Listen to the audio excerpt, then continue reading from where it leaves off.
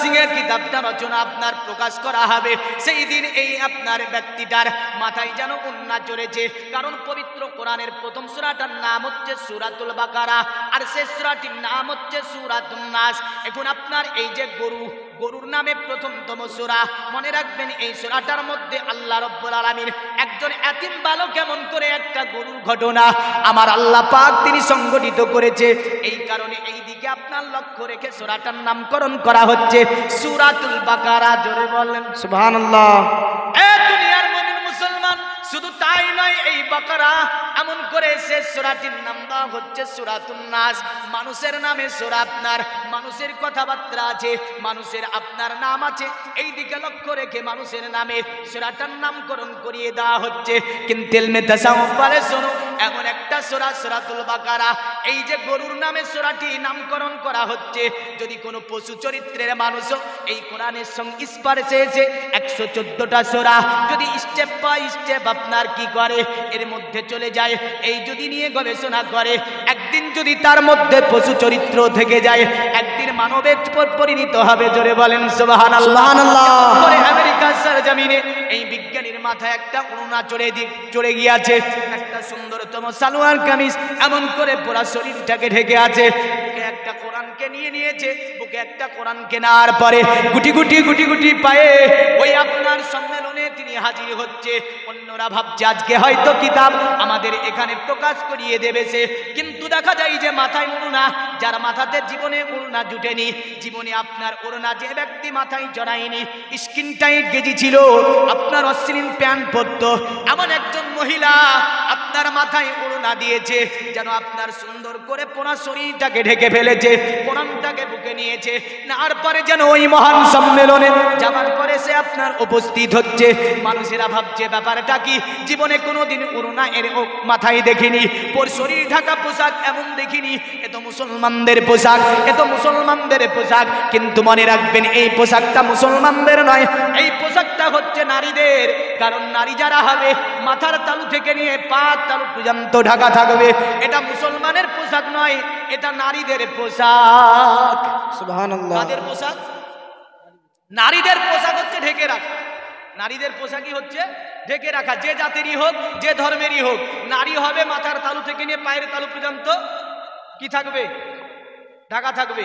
এর বেদ আছে, আমি বলবো না, অবান্তর আমি বলেছি যে বলবো না, আসি ওই দিকে। কারণ বেদও বলেছে নারী যারা হবে তাদের পায়ের তালু থেকে নিয়ে মাথার তালু পর্যন্ত ঢাকা থাকবে, এটাই বলেছে। তবে খুব হিট করে একটা কথা ওখানে বলেছে, মাতে কাসফালা কাদাসন্ত সাহারি ব্রাহ্মভূমিত, আর যে নারীটা ঢাকবে না ও ধরতে শগুন হবে। কি হবে? ও শগুন হবে। যে নারী ঢাকবে না ওই নারীটা শগুনের ন্যায়। ও নারী কিসের? যে নারী নিজের শরীরকে ঢাকতে পারে না ওটা নারী হতে পারে না, ওটা ধরতো শগুন হবে। এত দূর হিট করেছে সনাতন ধর্মে একজন নারীকে। তো যাই হোক, আমি আসি ওই জায়গাটায়, যখন সে আপনার স্টেজে আরোহণ করলো, বুকে একটা কিতাব, ভাবছে সকলে হয়তো কিতাবটা প্রকাশ করবে। নরেন্দ্র সিং সেই দিন আপনার বলেছিল, শোনো পৃথিবীর মানুষ, আমি কোরআনের ভুল ধরবো বলে কিতাব কোরআনের ওপরে লেখার জন্য আমি অনেক চেষ্টা করেছি, বারবার কোরআনকে ভেরিফাই করেছি। পৃথিবীতে বহু কিতাব দেখেছি, অনেক কিতাবে ভুল আছে, কিন্তু মুসলমানদের কিতাব আল কোরআনে ভুল তো দূরের কথা, ভুলের জায়গাও আমি খুঁজে যেন বের করতে পারিনি। জোরে বলেন সুবহানাল্লাহ। কিন্তু আমি এই কিতাবের সংস্পর্শে গিয়ে আদব শিখেছি, এহতেরাম শিখেছি, নীতি শিখেছি, চরিত্র শিখেছি। এমন করে পৃথিবীর জমিনে আমি অনেক ধরনের জ্ঞান আমি এই কিতাব থেকে পেয়েছি, যার কারণে তোমরা ভাবছো আমার মাথায় উড়না, এই কোরআনের সংস্পর্শে এসে শরীরটাকে ঢেকে নিয়েছি, এই কোরআনের সংস্পর্শে এসে এক কথায় বিশ্বকে যে কিতাব নীতি শিখিয়েছে, বিশ্বকে যে কিতাব আদর্শ শিখিয়েছে, বিশ্বকে যে কিতাব আপনার এহতেরাম শিখিয়েছে, বিশ্বকে যে কিতাব চরিত্র শিখিয়েছে, বিশ্বকে যে কিতাব চলমান রেখেছে, বিজ্ঞানকে যে কিতাব আপনার উন্নত শিখরে পৌঁছাতে সাহায্য করেছে, সেই কিতাবটার নাম হচ্ছে আল কোরআন।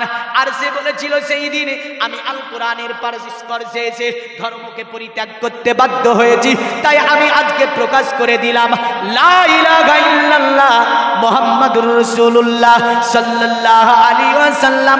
অতএব পৃথিবীর জমিনে আল্লাহ ভিন্ন কোনো উপাস্য নাই, আর মুহাম্মাদুর রাসূলুল্লাহ ইনি হচ্ছে আমার আল্লাহ পাকের রাসূল। সুবহানাল্লাহ। তাহলে কোরআনের সংস্পর্শে এসে অনেকে ধর্ম ত্যাগ করতে বাধ্য হয়েছে, তারা মুসলমান হয়েছে। কিন্তু আমরা মুসলমান ঘরের জন্ম ঠিকই, আমরা ভেবেছি গরুর গোশত খাবার খাতনা করবো তাহলে মুসলমান হয়ে যাবে।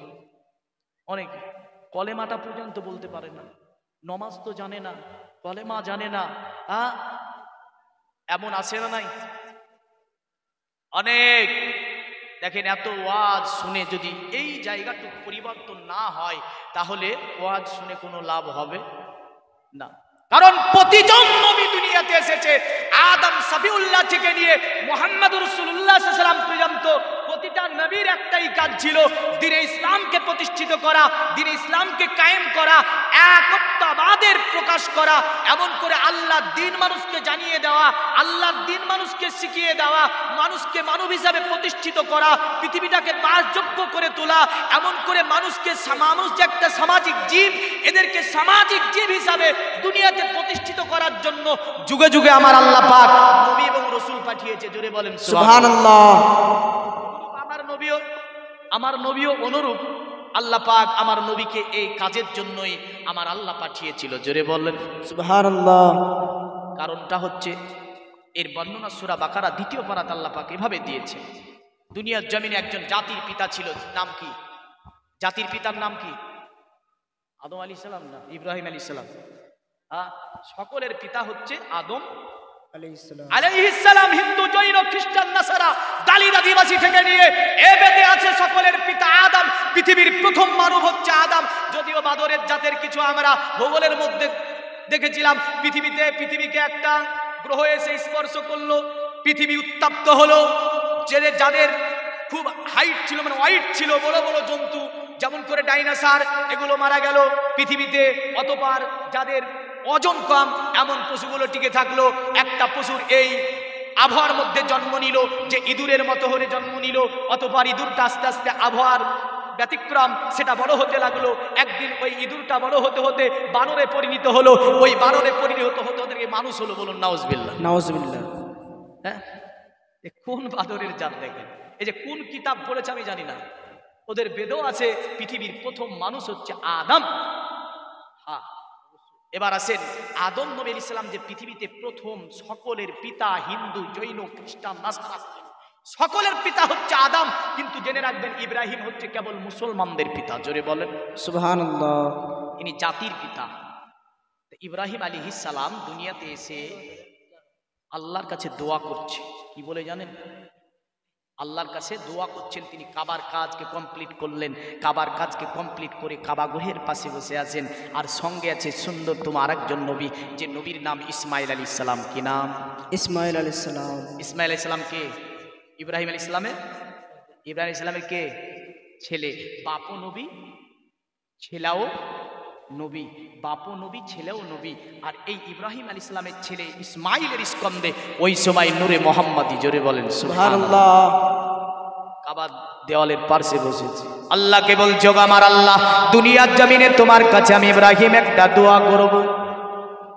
আমার আল্লাহ বলেছিলেন, ইব্রাহিম, পৃথিবীর জমিনে আমার কাবার কাজকে তুমি কমপ্লিট করলে। ইব্রাহিম বলো, তুমি আমার কাছে যা চাইবে মুজরি হিসাবে তোমাকে সেটা আমি দিয়ে দেব। ইব্রাহিম বলছে, আল্লাহ তুমি দেবে? বলে, হ্যাঁ, তুমি যা চাইবে তাই দেব। আমার আল্লাহর কাছে ইব্রাহিম বলছে, আল্লাহ তোমার কাজ করেছি, কাবার কাজ আমি কমপ্লিট করেছি, এর জন্য তোমার কাছে রাজত্ব নেব না, গাড়ি বাড়ি নেব না, টাকা পয়সা জমি জায়গা কিছুই চাইব না। ওগো আমার আল্লাহ, এমন একটা তোমার কাছে জিনিস চাই। আমার আল্লাহ বলল, ইব্রাহিম বলো তুমি আমার কাছে কি নেবে? ইব্রাহিম আলাইহিস সালাম আল্লাহকে বলছে, আল্লাহ, রব্বানা ওয়াবআস ফীহিম রাসূলাম মিনহুম, আল্লাহ তুমি আমার গোত্রের মধ্যে সুন্দরতম একজন নবী পাঠিয়ে দাও, যে নবীটা আসার পরে তোমার দিন মানুষকে শিখিয়ে দেবে, তোমার দিন মানুষকে বুঝিয়ে দেবে, তোমার কিতাব মানুষকে পড়িয়ে দেবে, তোমার কিতাব মানুষকে শিখিয়ে দেবে, এমন সুন্দরতম একজন নবী পাঠিয়ে দাও। আমার আল্লাহ ইব্রাহিমকে বলছে, এ আমার নবী ইব্রাহিম, পৃথিবীর জমিনে আমি আল্লাহ পাক অনেক নবী রাসূল পাঠিয়েছি, যেহেতু তুমি আমার কাছে দোয়া করেছো, আমি আল্লাহ তোমার দোয়াকে কবুল করে নিলাম। আর তোমার বংশের মধ্যে একজন নবী আমি আল্লাহ পাক পাঠিয়ে দেব, ইনি হবে সকল নবীদের নবী, যিনার নাম হচ্ছে মুহাম্মাদুর রাসূলুল্লাহ সাল্লাল্লাহু আলাইহি ওয়াসাল্লাম। আপনি একটু হিসাব করে দেখেন তো, আদম নবী আলাইহিস সালাম দুনিয়ার জমিনে আসার পরে 1000 বছর ধরে ইসলাম প্রচার করলেন, 1000 বছর ধরে ইসলাম মানুষকে শিখালেন। এমন করে হযরত ইদ্রিস আলাইহিস সালাম দুনিয়ার জমিনে মোটামুটি ভাবে তিনার পরে 2500 বছর পরে দুনিয়াতে আসলেন। তিনি 700-800 বছর ধরে দুনিয়ার জমিনে ইসলাম প্রচার করলেন। নূহ নবী 950 বছর ধরে দুনিয়ার জমিনে এক তৌহিদের বাণী, এক আল্লাহর বাণী, এক আল্লাহর একাত্মবাদ তিনি আপনার প্রচার করলেন। এমন করে দুনিয়ার জমিনে এক একজন নবী 200, 500, 1000, 1500 বছর ধরে দিনে ইসলামকে প্রচার করলো। কোন জামানাতে 2টি মুসলমান, কোন জামানাতে 3টি মুসলমান, কোন জামানাতে 4টি মুসলমান, কোন জামানায় 5টি মুসলমান, কোন জামানায় 7টি মুসলমান, কোন জামানায় 14টি মুসলমান, আর কোন জামানাতে 39টা মুসলমান। সুবহানাল্লাহ। নবী 950 বছর ধরে কটা মুসলমান হয়েছিল? 39টা। নূহ নবীর সময় 39টি, ইব্রাহিম আলাইহিস সালামের সময় এমন একটা সময় ছিল যে ইব্রাহিম আলাইহিস সালামের সময়তে মুসলমানই ছিল না, কেবল ইব্রাহিম আলাইহিস সালাম ছিল। হ্যাঁ, এই পরিস্থিতি ইব্রাহিম আলাইহিস সালাম দোয়া করেছিলেন আল্লাহর কাছে। এই মানে দিন ইসলাম প্রচার যখন হল না, তিনি দোয়া করেছিলেন আল্লাহর কাছে। তা আল্লাহ বলল, ঠিক আছে, আমি তোমার দোয়া কবুল করলাম। তো অন্য অন্য নবীগণ যে 1000 বছর কাজে, 1000 বছর ধরে যে কাজ করতে সক্ষম হননি, আমার নবী মাত্র কয় বছরে? 63 বছর লাগেছে। 40-এ কাজ শুরু করলেন, 63তে আয়াত নাযিল হলো, আল-ইয়াউমা আকমালতু লাকুম দীনাকুম। এ নবী, দিন পরিপূর্ণ হয়েছে, দিনের নিয়ামত পরিপূর্ণ হয়েছে। দিন হিসাবে আমি আল্লাহ ইসলামকে নির্বাচিত করে দিলাম মাত্র কয় বছরে? 23 বছরে। জোরে বলেন সুবহানাল্লাহ। 23 বছরে। অন্য নবী 1000 বছরে যেটা পারেনি, আমার নবী সেটা প্রতিষ্ঠিত করে দিয়েছে মাত্র 23 বছর, ইসলামকে কায়েম করে দিয়েছে। এই কারণে বেদে বলেছে তসলিল্লাম তারে, ভবিষ্যৎ পুরাণে আছে সলিল্লাম তারে মিলে চাচার দিন সম্ভাবিত মহামাদিতি খ্যাত সিক্কো সাকা সম্ভাবিত নিপ্রৎস মহাদেবং স্থল নিবাসী নমো গঙ্গাজরিষ্ঠ সংস্নপ্প পঞ্চগব্য সম্ভবিতে নমস্তে বিরিজনাথ মরুস্থল নিবাসীনে তিক্রার সুরেন সাই বহুমায়া প্রভার দিনে। শুনে রেখে দে, মরুর স্থলে একজন যিনি আগমন করবে, তিনার নাম হবে মোহাম্মদ। জোরে বলেন সুবহানাল্লাহ। তিনার নাম কি হবে? তিনার নাম হবে মোহাম্মদ। আর তিনি চরিত্র দিয়ে ইসলামকে বিশ্বের মাঝে ফেলাবে। শুধু তাই নয়, বলল পৃথিবীর জমিন থেকে সমস্ত কুসংস্কারের যিনি অবসান ঘটাবে, তিনি হচ্ছেন মরুস্থলের আগমনকারী ব্যক্তি।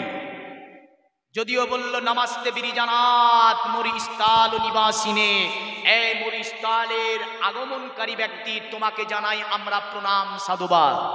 তিপ্রা রাসূল নাসাই বহুমায়া প্রভার দিনে দয়া করে তোমার কদমের নিচে আমাদেরকে একটু জায়গা করে দিও, তো আমাদের জীবন ধন্য হয়ে যাবে। জোরে বলেন সুবহানাল্লাহ। এই জায়গাটা খুব মারাত্মক, যে তোমার কদমের ছায়ে আমাদেরকে একটু আশ্রয় দিয়ে দিও, তো আমাদের জীবন ধন্য হবে।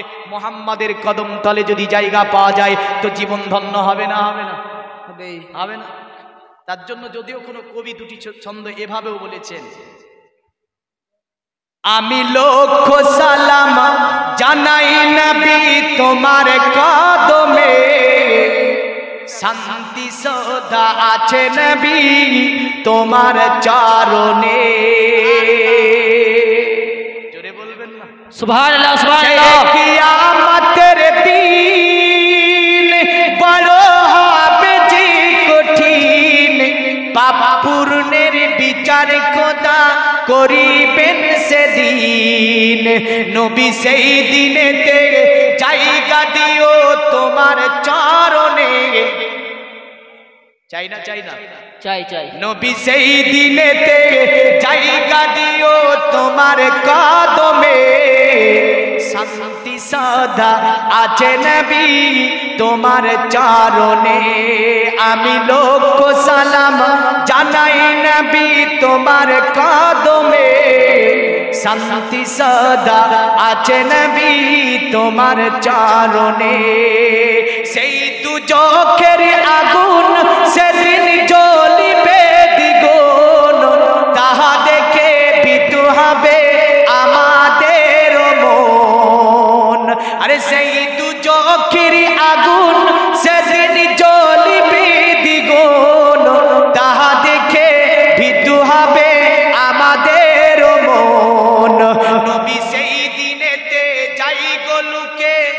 তোমার চরণে। কারণ ওই দুজখের আগুন থেকে বাঁচার জন্য মুহাম্মদ সাল্লাল্লাহু আলাইহি ওয়াসাল্লামের কদমের ছায়া ছাড়া বাঁচা যাবে? নবী সেই দিনেতে যাই গোলুকে তোমার চরণে, শান্তি সদা আছে নবী তোমার কদমে। সেই মেরাজের রাতে নবী তোমার কাছে জিবরিল আমিন এলো বোরাকের সাথে। স্বয়ং জিবরিল আমিন চুমা দিল আপনার কদমে। জোরে বলো। স্বয়ং জিবরিল আমিন চুমা দিল আপনার কদমে। শান্তি সদা আছে নবী তোমার চরণে। আমি লক্ষ সালাম জানাই নবী তোমার কদমে। শান্তি সদা আছে নবী তোমার চরণে। আল্লাহুম্মা সাল্লি আলা সাইয়্যিদিনা মাওলানা মুহাম্মদ ওয়া আলা আলি সাইয়্যিদিনা মাওলানা মুহাম্মদ। পৃথিবীর মুমিন মুসলমান তো আমার নবী পৃথিবীর জামিনে তিনি ইসলাম প্রচার করলেন চরিত্র দিয়ে। কি দিয়ে?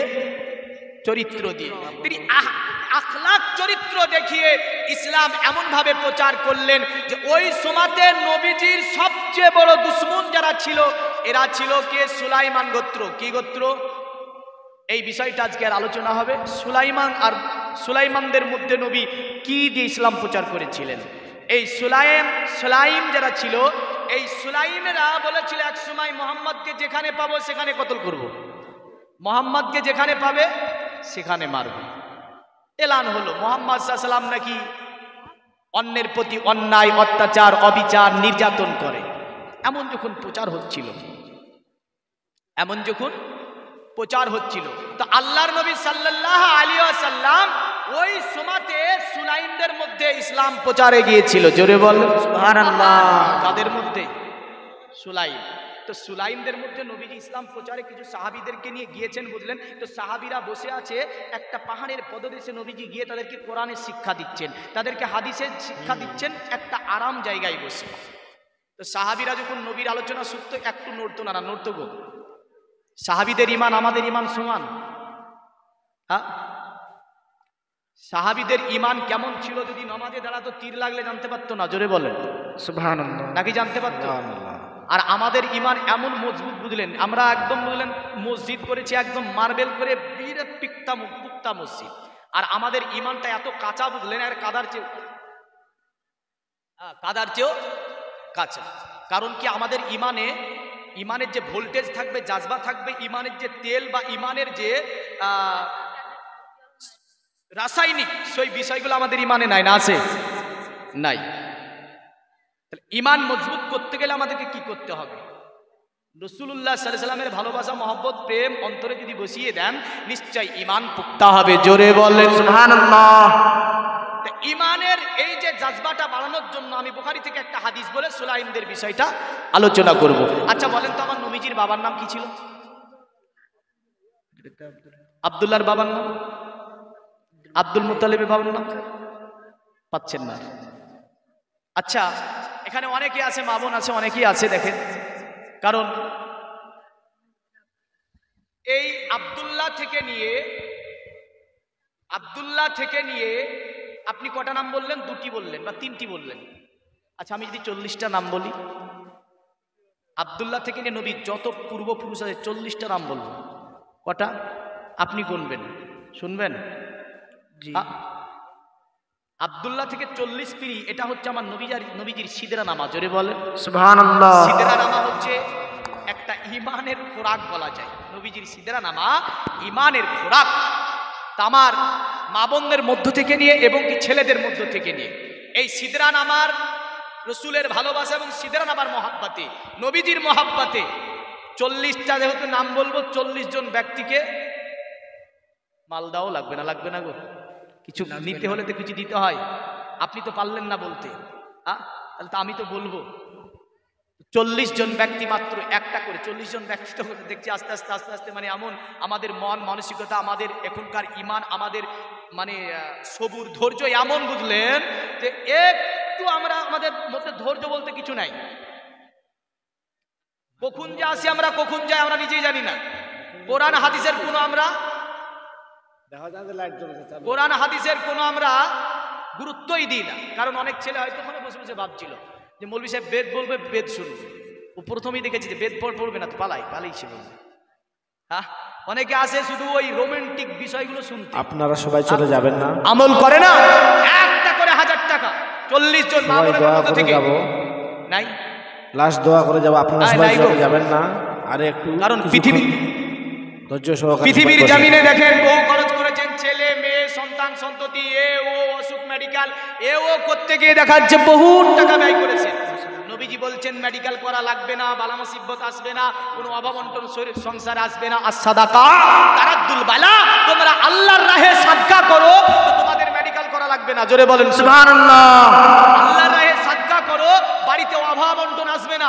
আল্লাহর রাহে সাদকা করো, বাড়িতে অসুখ বিসুখ হবে না। এখন ভাবছেন যে 1000 টাকা দিব রে বাবারে, হিসাব করছে আল্লাহ। আচ্ছা বলেন তো, এই হাদিস শরীফে আছে রাসূলুল্লাহ সাল্লাল্লাহু আলাইহি ওয়াসাল্লাম বলছেন, শোনো সাহাবী, যখন কোনো বান্দা আল্লাহর রাহে দিতে গিয়ে হিসাব করে এটা, আরে বাবারে 1000 টাকা দেব, তখন আল্লাহ ফেরেশতাকে বলে বান্দা, অতএব ফেরেশতা দেখো আমার বান্দা হিসাব করছে আর আমার বান্দাকে আমি বেহিসাব দিয়েছি। জোরে বলেন সুবহানাল্লাহ। সুবহানাল্লাহ। আল্লাহ বলে ফেরেশতাকে, ফেরেশতা সাক্ষী থাকো, এবার থেকে আমি বান্দাকে হিসাব করে দেব। আচ্ছা বলেন, আল্লাহ যদি হিসাব করে দেয় তাহলে আমরা চলতে পারবো গো? সরিষা কয় বিঘাতে কয় কিলো ফেলেছেন? 2 কিলো। আল্লাহ যদি হিসাব করে আপনাকে 2 কিলো ফিরিয়ে দেয়, সরিষা বুনবেন? বুনবেন না। 10 কিলো গম ফেলেছেন জমিনে দেখা যাচ্ছে, আল্লাহ যদি হিসাব করে আপনাকে 10 কিলো ফিরিয়ে দেয়, বুনবেন? এই ছিটাবেন আর ছিটাবেন না। তা আল্লাহ বলে বান্দাকে আমি বেহিসাব দিয়েছি। বান্দা যখন আমার রাস্তায় দিতে গিয়ে হিসাব করে, তখন আল্লাহ বলে আমিও বান্দাকে হিসাব করে দেব। আল্লাহ তো বহু দিয়েছে, বেহিসাব দিয়েছে আপনাকে আমাকে। আল্লাহর রাস্তায় খরচ করতে গিয়ে মাত্র একটা করে 1000 টাকা যদি আল্লাহর রাহে ওয়াদা স্বরূপ নাই, কাছে ভাবছেন নাই কি দিব, মৌলভী সাহেব তো চাইছে একটু লিখিয়ে দেবেন, ইনশাল্লাহ আমি 40 খানা নাম আপনার সম্মুখে শুনিয়ে দেব, বিশ্বনবী মুহাম্মদ সাল্লাল্লাহু আলাইহি ওয়াসাল্লাম থেকে নিয়ে একদম পূর্ববর্তী পুরুষদের। নাই কেউ নাই? নারায়ে তাকবীর। একদম লো, একে বলে ব্যাটারি লো বললেন। এই সিংহের জাত হয়ে গেছে একদম এমন অবস্থা বললেন যে এরা আল্লাহ আকবার বলতে গিয়ে এদের কোনো জাজবা নাই, মহব্বত নাই, শক্তি নাই, ভালোবাসা এ কিচ্ছু নাই। একটুখানি দেখেন আমার নবীজি সাল্লাল্লাহু আলাইহি ওয়াসাল্লাম তিনি বলেন, শোনো আমার পিতার নাম হচ্ছে আব্দুল্লাহ। জোরে বলেন। একজন বলে দিয়েছে 1000 টাকা দিয়েছে। নারায়ে তাকবীর, আল্লাহু আকবার, নারায়ে তাকবীর, আল্লাহু আকবার, নারায়ে রিসালাত, ইয়া রাসূলুল্লাহ, দ্বীন ইসলাম জিন্দাবাদ। 1000 টাকার দাতা জিন্দাবাদ বলেন। আল্লাহ যে আশায় যে উদ্দেশ্যে 1000 টাকা তোমার নবীর ঘর মাদ্রাসাকে দান করেছে, উদ্দেশ্যকে পূর্ণ করে দাও আল্লাহ। আল্লাহ রুজি বরকত দাও, এমন করে খেতে খামারে বরকত দাও আল্লাহ। এমন করে দুনিয়াবি মুসিবত থেকে আল্লাহ আপনি হেফাজত করে দুনিয়ার জমিন থেকে, দুনিয়ার জমিনে আল্লাহ পরিবার পরিজন নিয়ে ইসলামের ছায়াতলে শান্তিময় জীবন যাপনের তৌফিক দিন। সকলে বলুন আল্লাহুম্মা আমিন। একটু চটচট করে দিয়ে দেবেন। আমার নবীজি বলেন আমার পিতার নাম আব্দুল্লাহ, আব্দুল্লাহর পিতার নাম ছিল আব্দুল মুতাআল্লিব। জোরে বলেন সুবহানাল্লাহ। আব্দুল মুতাল্লিবের পিতার নাম ছিল হাসিম, হাসিমের পিতার নাম ছিল আব্দে মানাফ, আব্দে মানাফের পিতার নাম ছিল কুসাই, কুসাইয়ের পিতার নাম ছিল কিলাব, কিলাবের পিতার নাম ছিল মুররা, মুররার পিতার নাম ছিল কাব, কাবের পিতার নাম ছিল লুইয়া, লুইয়ার পিতার নাম ছিল গালিব, গালিবের পিতার নাম ছিল ফেহের, ফেহেরের পিতার নাম ছিল মালিক, মালিকের পিতার নাম ছিল নাজার, নাজারের পিতার নাম ছিল কেনানা, কেনানার পিতার নাম ছিল খুদাইমা, খুদাইমার পিতার নাম ছিল মুদরিকা, মুদরিকার পিতার নাম ছিল ইলিয়াস, ইলিয়াসের পিতার নাম ছিল মুদার, মুদারের পিতার নাম ছিল নাদার, নাদারের পিতার নাম ছিল মাআদ, আর মাআদের পিতার নাম ছিল কাইদার, কাইদারের পিতার নাম ছিল আল্লাহর নবী ইসমাঈল আলাইহিস সালাম। কটা বললাম? কটা বললাম? 22টা গনেছে দেখেন এইদিকে 22টা হয়েছে। তো 22টাতে 22টা পাইনি, একটা পেয়েছি। এবার আগাবো না ওদিকে, আপনি আর বলতেও পারবেন না আশা করি। এমন এমন নাম আছে আপনি বলতে পারবেন না, এগুলো হয়তো একটা জায়গাতে লেখা আছে বলে দিতে পারবেন, ওগুলো কিন্তু এক জায়গাতে লেখা নাই। একজন পেয়েছে, আরো দুইজন বলুন, তবে আমি এবার ওই দিকে করে বলবো। আরো দুইজন ব্যক্তি বলেন তিনি 1000 টাকা করে নবীর ঘর মাদ্রাসায় দিয়ে দেবো, কারণ যেহেতু নবী পাকের সিদরানামা, এই সিদরানামা এমন একটা জিনিস যে নবীর পূর্ববর্তী পুরুষের নাম যখন আমার নবী বলতো পরস্পর নবীজি ইসমাঈল আলাইহিস সালাম পর্যন্ত বলে দিত। জোরে বলেন সুবহানাল্লাহ। কত দূর বলে দিত? ইসমাঈল আলাইহিস সালাম পর্যন্ত বলে দিত। তারা দুইজন ব্যক্তি বলেন তিনি 1000 টাকা করে দেব। আলহামদুলিল্লাহ। কি নাম হলো? আলহাজ শরীফউদ্দিন আহমেদ। নারায়ে তাকবীর, আল্লাহু আকবার, নারায়ে রিসালাত, ইয়া রাসূলুল্লাহ, মাসলাকে আলা হযরত জিন্দাবাদ। আলহাজ শরীফউদ্দিন আহমদ 1000 টাকার দাতা। জিন্দাবাদ বলেন। এই দেখেন নামগুলো শুনেছে, বলছে 1000 টাকা দিয়ে দেব। আল্লাহ তুমি এই দানকে কবুল মঞ্জুর করে নিয়ে হাজী সাহেবকে আল্লাহ দুনিয়ার জমিনে হায়াত হাজী সাহেবের বাড়িয়ে দিন। আল্লাহ আমিন বলেন। অসুখ বিসুখ থেকে ইবাদত করুন আল্লাহ।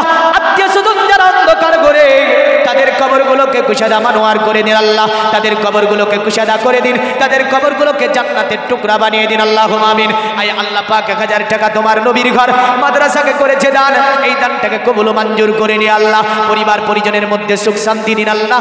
এমন করে ইসলামের ছায়া তলে আল্লাহ বাচ্চা কাচ্চা নিয়ে সকলকে আল্লাহ ইসলামের ছায়া তলে শান্তিময় জীবন যাপনের তৌফিক দিন। আল্লাহুম্মা আমিন।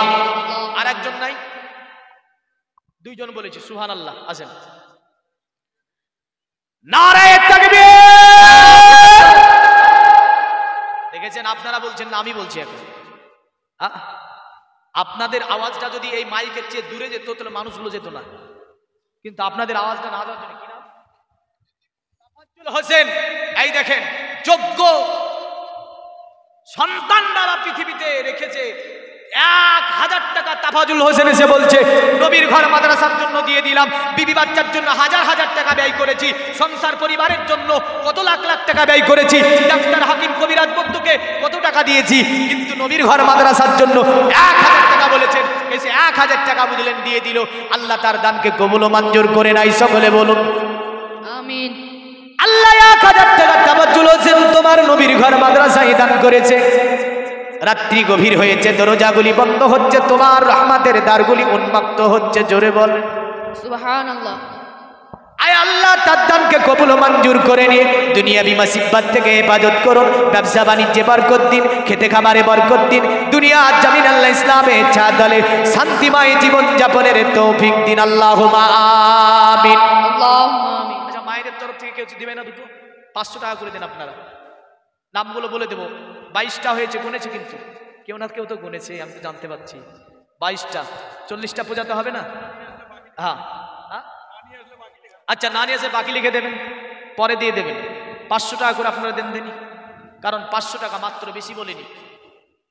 কারণ রাসূল সাল্লাল্লাহু আলাইহি সাল্লাম জাইসুল উসরাতে যখন দান করে চেয়েছিলেন, তো জাইসুল উসরাতে দেখা গিয়েছিল যে আল্লাহর রাসূলের দরবারে বাড়ির প্রদীপ পর্যন্ত এনে হাজির করে দিয়েছিল সাহাবীরা। জোরে বলেন সুবহানাল্লাহ। সুবহানাল্লাহ। খোদার কসম, সাহাবীদের উদারতা যদি বর্তমান সমাজে কিঞ্চিত পরিমাণ আমাদের মধ্যে এসে যায়, বেশি নয়, সাহাবী উদারতা কিঞ্চিত পরিমাণ যদি মুসলমানদের মধ্যে এসে যায়, এই মাদ্রাসা ইটগুলো খুলে দিয়ে সোনা দিয়ে গাঁথতে হবে। ঠিক বলছি না ভুল বলছি? ঠিক। আমাদের হাতে এত মাল আছে, কিন্তু মনে আমাদের কৃপণতা এসে গিয়েছে, আমাদের মন হয়ে গেছে কৃপণ। আর সাহাবী উদারতা যদি কিঞ্চিত পরিমাণ আসে, খোদার কসম মাদ্রাসা চাইতে হবে না, মাদ্রাসাতে এসে দিয়ে যাবে। বলে নেব না মাল, তো বলবে না এই মাল কি করব, রেখে দাও। হ্যাঁ, এত মাল আমাদের হাতে। মা বোনদের তরফে 500 টাকা করে দুইজন দেন, কারণ 22টা নাম হয়েছে। এরপরে জান্নাতুল ফিরদাউসের 5টা তবকা কোরআন বলেছে, 5 জনকে নিয়ে ইনশাআল্লাহ ওগুলো বলে দেব। কারণ নমাজ পড়ি যে জান্নাতুল ফিরদাউস যাওয়া যাবে, কোরআনের একটা জায়গায় বলেনি, কিন্তু সূরা আল ইমরানে বলেছে জান্নাতুল ফিরদাউসে 5টা কাজ করলে ওই ব্যক্তি জান্নাতুল ফিরদাউস পাবে। জোরে বলেন সুবহানাল্লাহ। সুবহানাল্লাহ। কটা কাজ? 5টা কাজ। দুইজন নাই মা, যা গুনে নেন, বলতে বলতে দেবে। হ্যাঁ না, বলতে বলতে দেবে, নিচ্ছে না। দুই সাথীকে পাশে নিয়ে হায়, আরামে আছো নিজ নিরালায়। জোরে বলো সুবহানাল্লাহ সারা দাও রাসূলুল্লাহ ডাকে যে আশিক তোমার ইয়া রাসূলুল্লাহ ইয়া হাবিবাল্লাহ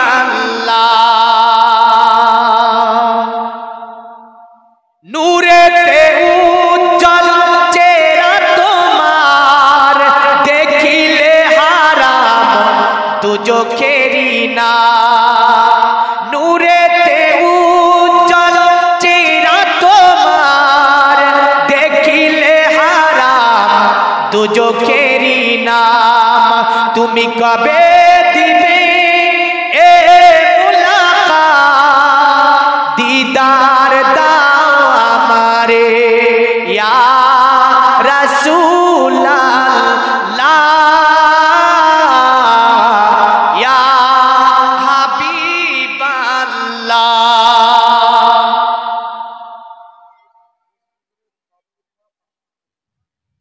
গোশপুকুরের বাবলুর মা 500 টাকা নবীর ঘর মাদ্রাসাকে দান করেছে আল্লাহ এই দানকে কবুল ও মঞ্জুর করে নিন উদ্দেশ্য পূর্ণ করুন আল্লাহ যা চাই যে নিয়াত করি আল্লাহ নবীর ঘর মাদ্রাসায় দান করেছে উদ্দেশ্য আশা আকাঙ্ক্ষাকে আপনি পূর্ণ করে দিন আল্লাহুম্মা আমিন আল্লাহুম্মা এ দুনিয়ার মুমিন মুসলমান আল্লাহর নবী ইসমাঈল আলাইহিস সালামের বাবার নাম সকলে আমাদের জানা আছে তিনার বাবার নাম ছিল হযরতে ইব্রাহিম আলাইহিস সালাম ইব্রাহিম আলাইহিস সালামের বাবার নাম ছিল তারিক তারিকের বাবার নাম ছিল আপনার সারু সারুর বাবার নাম ছিল রাউ রাউর বাবার নাম ছিল তাতা তাতার বাবার নাম ছিল আবির আবিরের বাবার নাম ছিল সালেহ সালের বাবার নাম ছিল মুস্তাফাজ মুস্তাফাজের বাবার নাম ছিল শাম শামের বাবার নাম ছিল আল্লাহর নবী নূহ আলাইহিস সালাম জোরে বলেন সুবহানাল্লাহ আল্লাহর নবী নূহ আলাইহিস সালামের বাবাও ছিল মাও ছিল দুনিয়ার জমিনে পবিত্র কোরআনে 114টি সূরার মধ্যে একটা সূরার নামকরণ করা হয়েছে সূরাতুন নূহ আল্লাহর নবী নূহ আলাইহিস সালামের বাবার নাম ছিল মালাক মালাকের বাবার নাম ছিল মুতাসালাক মুতাসালাকের বাবার নাম ছিল আকনুক আকনুক ছিল ইদ্রিস আলাইহিস সালামের দ্বিতীয় নাম আল্লাহ পাক ইদ্রিস আলাইহিস সালামকে দুনিয়ার জমিনে নবী করে পাঠিয়েছিলেন তিনার পিতাও ছিল মাও ছিল আল্লাহর নবী ইদ্রিস আলাইহিস সালামের ঘটনা পুরা কোরআন আপনার বিস্তারিত আলোচনা করেছে এ দুনিয়ার মুমিন মুসলমান আল্লাহর নবী ইদ্রিস আলাইহিস সালামের পিতার নাম ছিল ইউরাদ ইউরাদের পিতার নাম ছিল মাহালাবিল মাহালাবিলের পিতার নাম ছিল আনোয়াস আনোয়াসের পিতার নাম ছিল কাইতান কাইতানের পিতার নাম ছিল সিস নবী কাইতানের পিতার নাম ছিল সিস নবী আলাইহিস সালাম আর সিস নবী আলাইহিস সালামের পিতার নাম ছিল আল্লাহর নবী আদম আলাইহিস সালাম সুবহানাল্লাহ হয়নি কিন্তু আমি তো বুঝিয়ে দিলাম 40 আপনারা পারেননি 40 হ্যাঁ না 40 বুঝেছে তো যাক আলহামদুলিল্লাহ তাহলে এই যে পূর্ববর্তী নামগুলো পৃথিবীর মুমিন মুসলমান মনে রাখবেন দুনিয়ার জমিনে আমার নবীজি ইসলাম প্রচার করেছিলেন নবীর কাছে সবচেয়ে যেটা কষ্টকর বিষয় ছিল যেটা ছিল সুলাইমদেরকে নিয়ে কারণ সুলাইমরা বলেছিল আল্লাহর নবী মক্কাতে তলোয়ার নিয়ে অতএব ইসলাম প্রচার করে নবী গরিব দুঃখীর মালকে কেড়ে খেয়ে নেয় নবী ভণ্ড এমন করে আপনার কুৎসা রটনা হয়েছিল সুলাইমরা বলেছিল শোনো আব্দুল্লাহর ছেলে মোহাম্মদকে যেখানে পাওয়া যাবে সেখানেই কতল করে দিতে হবে তারা অঙ্গীকারবদ্ধ হয়েছিল এক জায়গায় তারা আপনার সেমিনার করেছিল বড় ধরনের একটা মিটিং করেছিল করার পরে বলেছিল আব্দুল্লাহর ছেলে মোহাম্মদকে যেখানে পাবো সেখানেই আমরা কতল করে দেব আমার নবীজি ওই গোত্রের মধ্যে তিনি আপনার ইসলাম প্রচার করার জন্য আমার নবীজি রওনা হয়েছেন সাহাবীদেরকে নিয়ে একটা পাহাড়ের পদদেশে আমার নবীজি বসে আছেন সাহাবীরা নবীজির নুরানি চেহারার দিকে তাকিয়ে আছেন কারণ সাহাবীরা যখন আমার নবীজির আলোচনা শুনতো সাহাবীরা আপনার মাছি হিলতো তো সাহাবীরা হিলতো না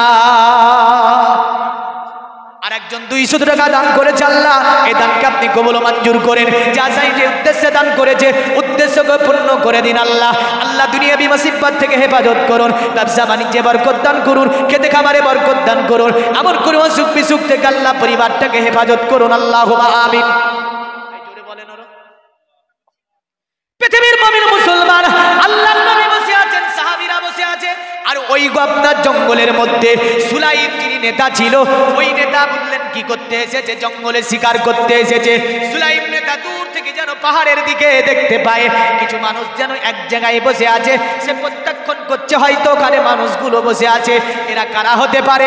অনেকগুলো মানুষ যেন বসে আছে।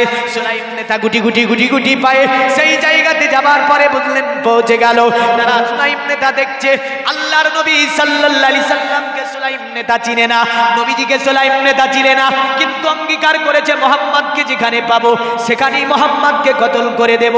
জীবনে নবীকে দেখেনি, অথচ নবীকে মারার জন্য অঙ্গীকার করেছে সুলাইম নেতা। আপনার ভাবছে এত সুন্দর মানুষটাকে, এত সুন্দর আলোচনা দেয়, আর ইনার সম্মুখে যিনা সহচর আছে, ইনার সাথীবৃন্দ আছে, এরা যেন কিঞ্চিত পরিমাণ ঘাড় ঘুরিয়ে কোনো দিকে তাকায় না। সুলাইম চতুর্দিকে ঢুকতে আপনার ঘুরতে ঘুরতে নবীর সাহাবীদেরকে ডাক দেয়, কি ব্যাপার, কোথা থেকে এসেছো? আমি অনেকক্ষণ তোমাদেরকে দেখছি, পাশে পাশে ঘুরছি, তোমরা তাকাচ্ছ না আমার দিকে। আল্লাহর নবীর সাহাবী একজন তাকিয়ে বলছে, তুমি কে? আমাদেরকে কি চিনতে পারো না? উনি বলল, আমি হচ্ছি সুলাইম নেতা, তোমাদেরকে তো কোনোদিন দেখিনি আমি এই এলাকায়, ব্যাপারটা কি তোমরা কে? আর তোমাদের সম্মুখে ওই যে নুরানি মানুষটা বসে আছে, উনি সুন্দর সুন্দর কথা বলছে, ইনি কে? নবীর সাহাবী তাজ্জুব হয়ে বলল, কেন এনারে চিনো না? ইনি হচ্ছে আব্দুল্লাহর ছেলে, নাম হচ্ছে মুহাম্মাদুর রাসূলুল্লাহ সাল্লাল্লাহু আলাইহি ওয়াসাল্লাম। সঙ্গে সঙ্গে সুলাইম নেতা আপনার খাপের মধ্যে তলোয়ার ভরা ছিল, তলোয়ারটাকে বের করে বলছে, আমি মুহাম্মদকে মারার জন্য অঙ্গীকার করেছি, আল্লাহর নবীকে যেখানে পাবো সেখানেই আমি নবীজিকে কতল করব। সঙ্গে সঙ্গে খাপ থেকে তলোয়ারটাকে বার করার পরে নবীজির কাছে যাওয়ার পরে গর্দনের উপর তলোয়ারটাকে ধরার পরে বলছে, এ মুহাম্মদ, আজকে বলো তোমাকে কে বাঁচাতে পারবে? হযরত উমর দাঁড়িয়ে বলছে, ইয়া রাসূলুল্লাহ, আপনি আমাকে অনুমতি দেন, আপনি যদি আমাকে অনুমতি দেন এই বেদবটাকে আমি কতল করে দেব। নবী বললেন, উমর তুমি বসে যাও, কারণ আমি নবী যা জানি তুমি জানো না। এ উমর, আল্লাহ আমার সঙ্গে আছে, পৃথিবীর কোন শক্তি আমি রাসূলুল্লাহ আমাকে মারতে পারবে না। সুবহানাল্লাহ। নাকি পারবে? নবীকে মারতে পারবে? পারবে না। কিন্তু উমার আছে, উমারের তো উমার, হযরত উমারে ফারুক আজম আছে। উমার কে? কে গো বলেন, উমার কে? নবীর সাহাবী। দুনিয়ার জমিন থেকে উমার চলে যাওয়াতে দুনিয়ার অর্ধেক জ্ঞান চলে গিয়েছে।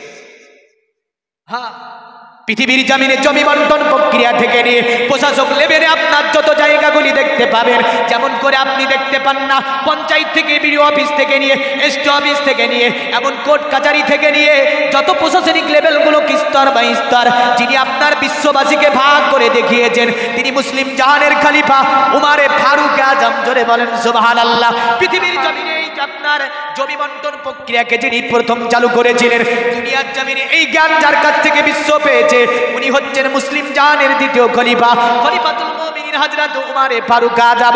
এমন করে বিশ্বকে প্রতিটা আপনার দপ্তরে যে আপনার খলিফাকে অনুসরণ করে চলতে হয়, সেই খলিফার নাম হচ্ছে হযরত উমারে ফারুক আজম রাদিয়াল্লাহু তাআলা আনহু। জোরে বলেন সুবহানাল্লাহ। সুবহানাল্লাহ। বিচার হচ্ছে খুব কঠিন। তিনি দাঁড়িয়ে বলল, নবীজি আপনি অনুমতি দিন, আমি একে কতল করে দেব। আল্লাহর নবী বললেন, উমর তুমি বসে যাও, কারণ সুলাইম নেতা আমাকে মারতে পারবে না। আজকে বিশ্বের জমিনে ইতিহাস যদি আপনি দেখতে যান, ইতিহাস দেখতে পাবেন নবী যে সম্প্রীতির বার্তা দিয়েছে, নবী যে আখলাক চরিত্র শিখিয়েছে, নবী যে এহতেরাম শিখিয়েছে, এটা আপনার বিশ্বকে তাজ্জুব করে দিয়েছে। আর ঘুরে উঠে দাঁড়িয়ে দেখলে আমাদেরকে বলে সন্ত্রাস। কি বলে? মুসলমান দেখলে চুলকানি উঠে বলবে। সেদিন কোচবিহারে ট্রেন ধরার জন্য দাঁড়িয়ে আছে, ট্রেন থেকে একজন মুখ বের করে বলছে জয় শ্রীরাম। তা আমি আবার জোরে বললাম, চুল কাজতে পারবি? কোনো অসুবিধা নাই। মুসলমান দেখলে বলে সন্ত্রাস। আমি দেখতে পাই ইতিহাসের বুকে আপনাকে এক নয় দুই নয় 1400 বছর আগেকার ইতিহাস দেখুন, পৃথিবীর শুরু থেকে দেখুন, কোন জামানার মুসলমানকে আপনি সন্ত্রাস প্রমাণ করতে পারবেন না। যুগ যুগ ধরে আমাদেরকে এখন যারা সন্ত্রাস বলছে, তার পূর্ববর্তী পুরুষ থেকে নিয়ে সব জামানায় সন্ত্রাসী করেছে তারা। আর ঘুরে ওঠে আমাদের কি বলে সন্ত্রাস। আমার নবী উমরকে বলল, উমর বসে যাও। হযরত উমারে ফারুক আজম তিনি বসে গেলেন। আল্লাহর নবী সুলাইমের দিকে তাকিয়ে বলছে, কি ব্যাপার?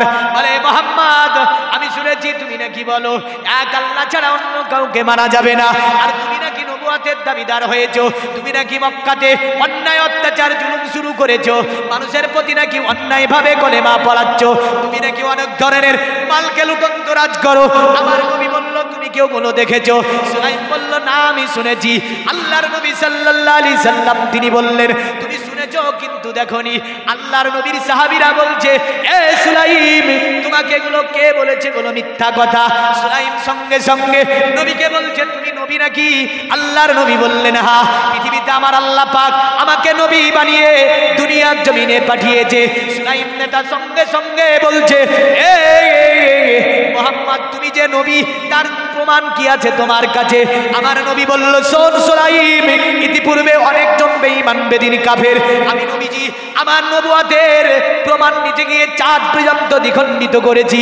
আমার নবুয়তের প্রমাণ দিতে গিয়ে জমিনকে আমি চলমান করে দিয়েছি। আমার নবুয়তের প্রমাণ দিতে গিয়ে আমি দরিয়া দিয়ে পাথরকে ভাসমান করিয়ে দিয়েছি। আমার নবুয়তের প্রমাণ দিতে গিয়ে আমি নবীজি সাল্লাল্লাহু আলাইহি ওয়াসাল্লাম পৃথিবীর জমিনে গাছকে এক জায়গা থেকে দ্বিতীয় জায়গায় আমি নিয়ে গিয়েছি। আমার নবুয়তের প্রমাণ দিতে গিয়ে এমন করে আমার নবী এমন এমন মুজিজা সংঘটিত করেছে। কিন্তু তার পূর্ববর্তী অনেক পুরুষেরা বলেছিল, অনেক বেঈমানেরা বলেছিল, মুহাম্মাদের এটা জাদু, কারণ তারা মুহাম্মদ এটা জাদু করে। নবীজি বলে, আমি যদি প্রমাণ দিয়ে দিই তাহলে তো তুই মানবি না, তবে আমি নবী বলছি, বল তুই কি প্রমাণ নিবি আমার কাছে? আমি যে নবী তার প্রমাণ তুই যা বলবি আমি রাসূলুল্লাহ সেটাই তোকে প্রমাণ দিয়ে দেব। সুবহানাল্লাহ। সুলাইম দেখছে এমন কথা বলবো যে এ বলতে পারবে না। কি বলছে? এমন কথা বলবো এ মুহাম্মদ বলতে পারবে না। আমরা ভাবছি ইসলাম স্বাধীন পেয়ে গিয়েছে। 500 টাকা চাইলে হিসাব করি, 1000 টাকা চাইলে হিসাব করি। মনে রাখবেন, সাহাবীদের জামানায় এমন ছিল, তারা সন্তান দান করেছে, সন্তানকে কুরবান করে দিয়েছে, নিজে কুরবান হয়ে গিয়েছে।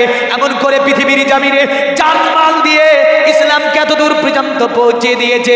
উহুদের যুদ্ধে আপনি দেখবেন, উহুদের ময়দানে যখন মুসলমানেরা আপনার পিছনে হয়ে গেল, এলান করে দিল মুহাম্মদ সাল্লাল্লাহু আলাইহি ওয়াসাল্লাম শহীদ হয়েছে।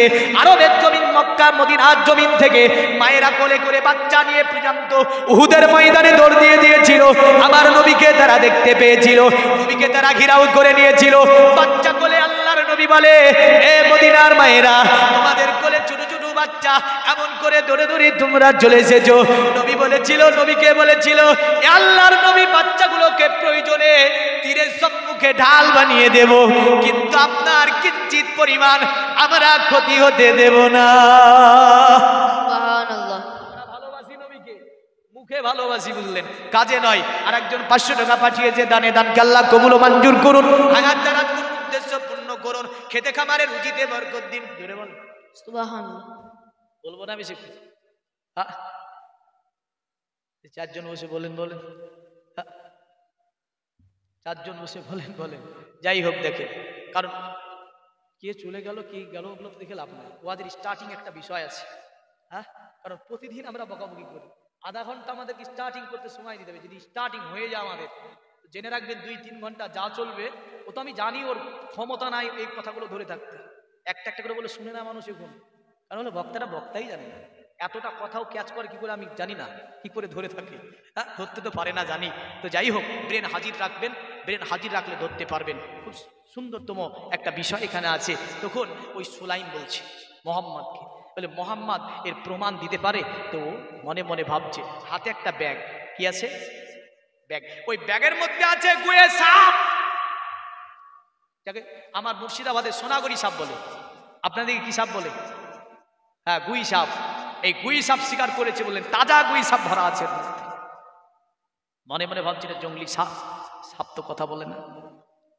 মোহাম্মদ কি কোন বলি আমি, এই সাপ যদি তোমার নবুয়তের সাক্ষী দেয় তোমাকে নবী মানব। আমি জানি যে সাপ কথাও বলবে না, নবুয়তের সাক্ষীও দেবে না, একে নবীও মানব না। সুলাইম সঙ্গে সঙ্গে আপনার বলছে, মোহাম্মদ আমি যেটা বলবো তুমি কি বলতে পারবে? অতএব তার বিষয়ে কি তুমি বলতে পারবে? আল্লাহর নবী বলেছিলেন, সুলাইম বল তুই নবুয়তের, অতএব আমি প্রমাণ করতে গিয়ে কি বলতে হবে? সুলাইম ব্যাগ থেকে একটা তাজা গুয়ে সাপকে বের করলো। বের করার পরে জঙ্গলি সাপ নবীজির সম্মুখে রেখে দিয়েছে। সাপটা যখনই আমার নবীকে দেখতে পেয়েছে, আদব সহকারে দাঁড়িয়ে গিয়েছে। জোরে বল সুবহানাল্লাহ। আল্লাহর নবীকে সুলাইম বলছে এই সাপটা যদি তোমার নবুয়তের সাক্ষী দেয়, যদি এই সাপটা তোমার সাক্ষী দেয় যে তুমি নবী, তাহলে নিশ্চয়ই তোমাকে নবী মানব। আমার নবী বলেছিল সুলাইম, ওরে সুলাইম শুনে রেখে দে, এই সাপ যদি আমার নবুয়তের সাক্ষী দেয় তুই কি আমাকে নবী মানবি? বলে হ্যাঁ, কেন মানবো না? আমার নবী বলল দেখ, বললে হ্যাঁ তোমাকে নবী মেনে নেব যদি এই সাপটা তোমার সাক্ষী দিতে পারে। আমার নবীজি সাপটার দিকে ইশারা করে দিয়েছে। নবীজি বলছে সাপ বল, আমি আব্দুল্লাহ ছেলে মোহাম্মদ, আমি নবী নাকি নবী নয়? এই কথাটা সুলাইমকে শুনিয়ে দে। এই সাপের জবান খুলে গেল, সাপের জবান থেকে বেরিয়ে আসছে আশহাদু আল্লাহ ইলাহা ইল্লাল্লাহ ওয়া আশহাদু আন্না মুহাম্মাদান আবদুহু ওয়া রাসূলুহু। আমি সাক্ষ্য প্রদান করিতেছি আল্লাহ ভিন্ন কোনো উপাস্য নাই, আরো সাক্ষ্য দিচ্ছি মুহাম্মদ হচ্ছে আল্লাহর রাসূল। জোরে বলেন সুবহানাল্লাহ।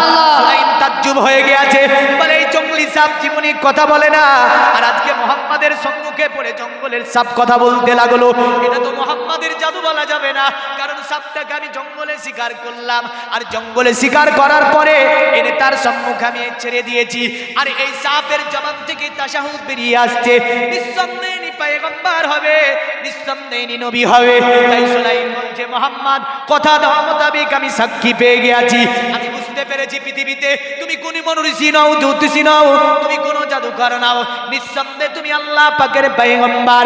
এ আব্দুল্লাহ ছেলে মুহাম্মদ, আমি তোমাকে মারবো মনে করেছিলাম, আমি তোমার উপর ফিদা হলাম, দয়া করে কলেমা পড়ে তুমি আমাকে মুসলমান করে নাও, তোমার ধর্মে দীক্ষিত করিয়ে নাও। আল্লাহ হুম্মা সাল্লি আলা সাইয়্যিদিনা মাওলানা মুহাম্মদ ওয়া আলা আলিহি সাইয়্যিদিনা ওয়া আলা আলি সাইয়্যিদিনা মাওলানা মুহাম্মদ। আরে একদিন তোমাকে পরিয়ে কাপড়, আত্মীয় স্বজন করবে দাফন। করবে না? করবে না? করবে। দাফন হতে হবে না? হবে না? মৃত্যুকে স্মরণ করে একটু 500 টাকা করে দিয়ে দেন। কিন্তু তো বললেন হতে হবে। টাকা মলিস এটা আর নাই, অনেকে ভাবছে আর কত দেব, আর যা ছিল সব টাকা। হ্যাঁ, দেনেওয়ালা আল্লাহ, মনে রাখবে। কে দেনেওয়ালা? কে? আল্লাহ। কারণ একজন মহিলা একটা ফকিরকে ভিক্ষা করতে দিতে গিয়ে বলল অজ্ঞান, তো স্বামী এসে বলছে কি হয়েছে, তোমাকে গালি দিল? বলে গালি দেয় না, ও যে এসেছিল ওটা আমার পূর্বের স্বামী ছিল, বড় মালদার ছিল, একদিন ফকিরকে ভিক্ষা দিতে গিয়েছিলাম, আর আমাকে বলেছিল তুই যদি ফকিরকে ভিক্ষা দিস 3 তালাক, আমি দিয়ে দিয়েছি। চলে এসেছিলাম ওর বাড়ি থেকে, কিন্তু আজকে দেখছি তোমার সঙ্গে বিবাহ হয়েছে, আর ওই স্বামীটা আমার দরবারে ভিক্ষা চাইতে এসেছে। কারণ আল্লাহ বলেছে কুলিল্লাহুম্মা মালিকাল মুলকি তুতিল মুলকা মান তাশা ওয়া তানজিউল মুলকা মিম্মান তাশাউ ওয়া তুইজ্জু মান তাশাউ ওয়া তুজিল্লু মান তাশাউ বিয়াদিকাল খায়র ইন্নাকা আলা কুল্লি শাইইন কাদির। এই সমগ্র সাম্রাজ্যের মালিক কে? আল্লাহ। যাকে তিনি ইচ্ছা করেন সাম্রাজ্য দান করেন, আর যার কাছ থেকে ইচ্ছা করেন সাম্রাজ্যকে ছিনিয়ে নেন। যাকে তিনি ইচ্ছা করেন বাদশা বানান, যাকে তিনি ইচ্ছা করেন বাদশা থেকে ফকির বানিয়ে দেন। যাকে তিনি ইচ্ছা করেন সম্মান দান করেন, আর যাকে তিনি ইচ্ছা করেন অপমানিত করিয়ে দেন, জিল্লাত বানিয়ে দেন। বিয়াদিকাল খায়র, সমস্ত কল্যাণ হচ্ছে আল্লাহর কুদরতি হাতে। জোরে বলেন সুবহানাল্লাহ। কল্যাণ কার কাছে? আল্লাহর কাছে। ইন্নাকা আলা কুল্লি শাইইন কাদির। আর তিনি সমস্ত শক্তির উপরে ক্ষমতাবান। আল্লাহ দেনেওয়ালা কে? আপনি ভাবছেন এটা রেখেছি সকালবেলায় মাছ কিনবো, গোশ কিনবো, আল্লাহ বলছে গোশ কেনার জন্য রেখেছিলি বান্দা, গোশ কিনতে দেব না, এমন জায়গায় দেবে ও শেষে পস্তিয়ে ওর পাবে না বললে। হ্যাঁ, তাই যেটা আছে দিয়ে যাবেন। রাত্রি গভীর হয়েছে, শেষ ভালো যার সব ভালো তার। এই বুখারী মুসলিমের হাদিস, প্রবাদ বাক্য নয় এটা, কারণ শেষ ভালো যার সব ভালো তার। একটু শেষের দিকে যেটা আছে ইনশাল্লাহ একটু দিয়ে দেবেন, কারণ মৃত্যুকে স্মরণ করে। একদিন তোমাকে পরিয়ে কাপড়, আত্মীয় স্বজন করবে দাফন, হঠাৎ চলে যাবে আদরের ধন, প্রিয় মা বাবার ভাসিয়ে নয়ন। তৈরি থেকে তৈরি রেখো, সুন্নাত দিন তোমারি নাম মসজিদে হবে এলান। হবে না হবে না? মারা গেলে আমার মুর্শিদাবাদে বলে জমক মারা গিয়ে জমকটা শুনে জানাজা হবে অমুক অমুক অমুক পরিচয় দেয়, এদিকে বলে তো একদিন তোমারি নাম মসজিদে হবে এলান। তৈরি থেকো তৈরি রেখো কবরে মান সামান। একদিন তোমারি নাম মসজিদে হবে এলান। নামে সমুজন করিবে এত বন্ধ হয়ে যাবে জীবন নাটক। বাহাদুরি তাকিবে না দেখে জৈব ফুরিয়ে বসন্ত আসিবে শ্রাবণ। আসবে না আসবে না? অনেকে ভাবে না যে এই জৈব নিত্যে যে অহংকার এই রক্তের গরম আমার হয়তো সর্বময় থেকে যাবে, কিন্তু মনে রাখেন বসন্ত শেষ হলে শ্রাবণ মাসের দেখা অবশ্যই মিলবে। আরে ফুরিয়ে বসন্ত আসিবে শ্রাবণ। তৈরি থেকো তৈরি রেখো কোরআনি আমাল ঈমান। একদিন তোমারি নাম মসজিদে হবে এলান। একদিন তোমারি নাম মসজিদে হবে এলান। আল্লাহুম্মা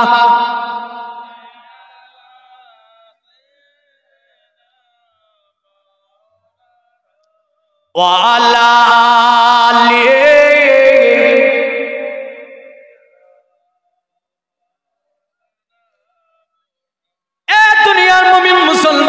সুলাইম নেতা বলছে আপনি আমাকে কলেমা পড়ান। আমার নবী বলছে এমন করে আমি কাউকে কলেমা পড়াই না। জোরে বলেন। সুলাইম ভাবছে মোহাম্মদ নাকি শুনেছিলাম জোর করে কলেমা পড়াই, কিন্তু আমি মোহাম্মদের কাছে কলেমা পড়তে যাই, আমাকে তো কলেমা পড়াতে চাই না। ব্যাপারটা কি? বলে আব্দুল্লাহ ছেলে মোহাম্মদ সাল্লাল্লাহু আলাইহি ওয়াসাল্লাম আপনি বলেন কি ব্যাপার, কলেমা কেন পড়ান না? নবী বললেন কলেমা পড়তে হলে কিছু শর্ত তোমাকে মানতে হবে। বলে কি মানতে হবে? বলে কলেমা পড়ে নিলে হারাম খেতে পাবে না, কলেমা পড়ে নিলে অত্যাচার অনাচার জুলুম হবে না, কলেমা পড়ে নিলে অন্যের মাল হরণ করা যাবে না, কলেমা পড়ে নিলে অন্যকে গালি দেওয়া যাবে না, কলেমা পড়ে নিলে অন্যের চুগলামি করা যাবে না। কলেমা যদি তুমি পড়তে চাও তাহলে ইসলামের আদর্শ মেনে নিতে হবে তোমাকে। বলো তুমি মানতে পারবে কি পারবে না? এ সুলাইম, তুমি তো সুলাইমদের নেতা, তুমি তো পেশাব স্বীকার করে এগুলো ভক্ষণ করো, কিন্তু কলেমা যদি পড়ো এই পেশাব আর খাওয়া চলবে না। জোরে বলেন। ছাড়তে পারবে কিনা ভাই? নবী সাল্লাল্লাহু আলাইহি ওয়াসাল্লাম কাজ করছেন, কারণ আল্লাহ নবী সাল্লাল্লাহু আলাইহি ওয়াসাল্লাম এত বলেছেন। একজন ব্যক্তি বললেন ইয়াহুদি এসে দাঁড়িয়ে আছে, তো দাঁড়িয়ে দাঁড়িয়ে ভাবছে কি করা যায় কি করা যায়, কি করব কলেমা পড়বো নাকি পড়বো না। একটু ভয় লাগছিল। কেন? একদম ঠান্ডার সময় ছিল। কিসের সময়? ঠান্ডার সময়। কলেমা পড়লে তো নবীজি বলবে নামাজ পড়ো, বলবে না বলবে না? কলেমা পড়লে কি বলবে? নামাজ পড়েন? হ্যাঁ, অনেকে পড়ে না। আর যারা নামাজ পড়ে না তারা তো আগেই পালিয়েছে, বিড়ি টানতে টানতে মেরেছে তো। আবার বিড়ি টানতে টানতে আসে, আর বিড়ি টানতে টানতে যাইতে বরকত কি করে হবে? যার সাথে বসতে কি করে ইচ্ছা হবে? কারণ শয়তান বলে দিয়ে দিয়েছে মাল, হ্যাঁ, যে বিড়ি খা, যা আর বিড়ি খা। হ্যাঁ, ওর মুখের গন্ধতে বুঝলেন, বিড়ির গন্ধতে শয়তান আসবে, কিন্তু ফেরেশতা আসবে না। তাহলে এমন নিয়াত নিয়ে যারা এসেছিল তারা পালিয়ে গেছে। যাক, আমি শেষ যে কথাটা বলবো বলেছিলাম ওটা হচ্ছে নামাজ। কি গো ওটা? ওটা কি? নামাজ। যারা না নামাজ পড়েন না মনে মনে বলেন তো ইনশাআল্লাহ নামাজ পড়ব। কারণ দেখা যাচ্ছে যে জোরে বলতে লজ্জা লাগে অনেককে, জোরে বলতে লজ্জা লাগে। প্রথম কাজ ছিল কোরআন পড়া, শেষ কাজটা হচ্ছে নামাজ পড়া। কারণ নামাজ ছাড়া কোনো গতি আছে? নামাজ ছাড়া কোনো ইবাদত আছে? সবচেয়ে বড় ইবাদতের নাম হচ্ছে নামাজ। তারপরে বহু ইবাদত, তার নিচে বহু ইবাদত, কিন্তু মনে রাখবেন সবচেয়ে বড় ইবাদতের নাম হচ্ছে নামাজ। তো সুলাইম নেতা নবীজি সাল্লাল্লাহু আলাইহি ওয়াসাল্লামের কাছে ওইভাবে কলেমা পড়তে চাইছিল। আমি যে এটা বলতেছিলাম যে ওই ব্যক্তিটা ভাবছে কলেমা পড়লি ইসলাম ধর্ম গ্রহণ করলি নামাজ পড়তে হবে, ঠান্ডা খনকার শীত। তো নবীজি তাকাচ্ছে, ওবাক তাকাচ্ছে। বলে ইয়া রাসূলুল্লাহ কলেমা পড়বো মনে করছি, কিন্তু যদি এই ঠান্ডা কনকনাতে কলেমা পড়েনি আপনি বলবেন নামাজ আদা করো, কিন্তু নবীজি এই ঠান্ডাতে আমি রাত্রিতে উঠে ওযু বানিয়ে নামাজ পড়তে পারবো না।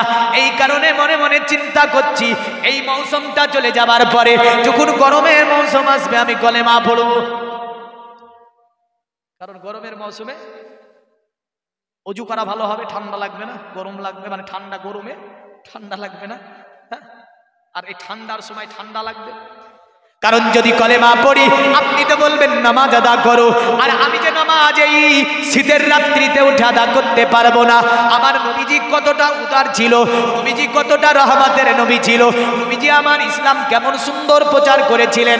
আল্লাহর নবী বললেন তুমি ঠান্ডার ভয়ে কলেমা পড়বে না? বলে হ্যাঁ, ঠান্ডার ভয়ে আমি ভাবছি যে এই মৌসুমটা চলে যাবার পরে গরমের মৌসুম আসবে আমি কলেমা পড়বো। আমার নবী বলেছিলেন শোনো তোমাকে আমি বলছি, অতএব তুমি যদি অতএব কলেমা পড়ে নাও, বলো কয় ওয়াক্তের নামাজ পড়তে পারবে না? আমার নবীকে বলছে ইয়া রাসূলুল্লাহ যদিও 4 ওয়াক্তের নামাজ আমি পারি, কিন্তু 1 ওয়াক্তের নামাজ আমি পড়তে পারবো না। নবী বললেন কোন ওয়াক্তের নামাজ পড়তে পারবে না? বলে ওই যে ফজরের আযানের সময় আপনার মুয়াজ্জিন বেলাল যাবার পরে ডাক দেবে, আর আমি উঠে ফজরের নামাজ ধরতে পারবো না, ঠান্ডা শীতে আমি ওযু বানাতে পারবো না। আমার নবী বলল ঠিক আছে, তোমার জন্য ফজরের নামাজ মাফ করে দেওয়া হলো। তুই পড়ো, কলেমা পড়ে নাও, তাহলে 4 ওয়াক্তই পড়ো। নবী জানে 4 ওয়াক্ত পড়লেও ওয়াক্ত বাদ থাকবে না, জোরে বলে। আর যদি ওখানেই বলতো না পড়তে হবে, পড়তো। হিকমত সঙ্গে সঙ্গে বলছে তাই নাকি? বলে হ্যাঁ, আমার নবীর কাছে কলেমা পড়ে নিল, কিন্তু মনে রাখবেন এ নামাজ যাত্রার পিছনে ছিল না, আমার আপনার মতো ইমামের পিছনে এ নামাজ ছিল না। যিনি হচ্ছেন 2 জগতের ইমাম, যিনি হচ্ছে আল্লাহ পাকের হাবিব, যাকে আমার আল্লাহ বলেছে শোনো মুহাম্মাদুর রাসূলুল্লাহ, মুহাম্মদ হচ্ছে আমার রাসূল।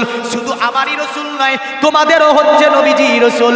এক কথায় সৃষ্টির রাসূল হচ্ছে মুহাম্মদ সাল্লাল্লাহু আলাইহি সাল্লাম, ইনি হচ্ছে ইমামদের ইমাম, সকল জাহানের ইমাম হচ্ছে আমার নবীজি। আমার নবীজির পিছনে নামাজ আপনার 4 ওয়াক্ত পড়ে।